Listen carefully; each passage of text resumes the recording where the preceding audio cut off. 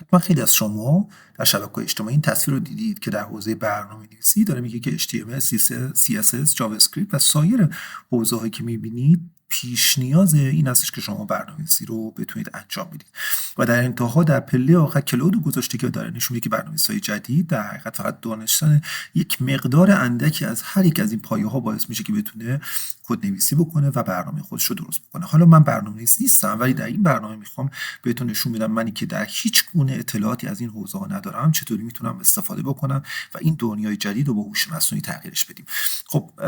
من اومدم از هوش مصنوعی کلود استفاده کردم و یه پرامپت بهش دادم با توجه به دانشی که از حوزه نظام مراقبت سندرومیک یا سیندروم سرولنس دارم. بهش خواستم که در حقیقت یه نرم افزار آفلاین رو سیستم که من بتونم رو ویندوز اجراش بکنم به من بده. خب خروجی در حقیقت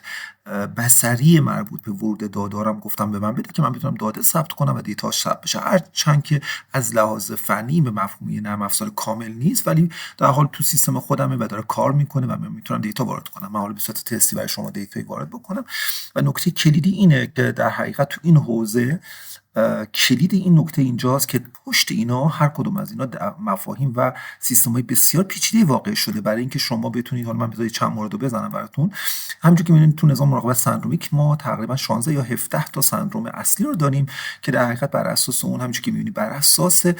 علائم و نشانگانی که بیمار داره سیستم بر اساس استانداردهای WHO به من پیشنهاد کرده که یا میتونه تب راش باشه، سندروم مشکوک به سرخ جه که یه سری بیماری ها هم با کد ICD-10 من اعلام کرده و اعلان فوری رو گفته و همچنین زردی حاد رو که تحت عنوان هپاتیت با توجه به علائمی که من زدم میتونه اینا باشه.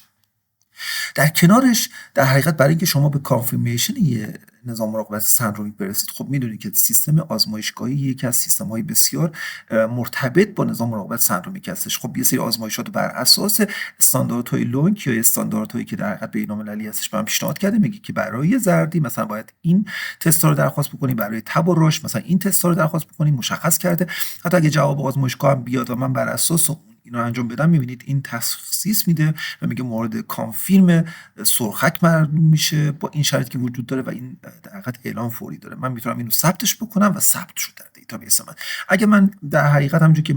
ازش خواسته بودم تو سیستم حالا 3 مورد تستی وارد کردم و با این دیدگاه که بهتون نشون بدم که این سیستم میتونه دقیقاً کار بکنه، اومدم خدمت شما نشون بدم که هر آنچه که دیتایی که وارد کردم من به نرم افزار موقع طراحی بهش گفتم من در انتها میخوام تمام اطلاعاتی که وارد کردم، اطلاعاتی که میگید تستی وارد کردم، سندرومی که شناسایی کرده و وضعیتش، تشخیصی که داده، البته سایر آیتما رو هم به من داده، اونایی که من زده باشم و به من اطلاعات میده، بقیه مواردم که به صورت نال به من گزارش کرده و من میتونم به عنوان یه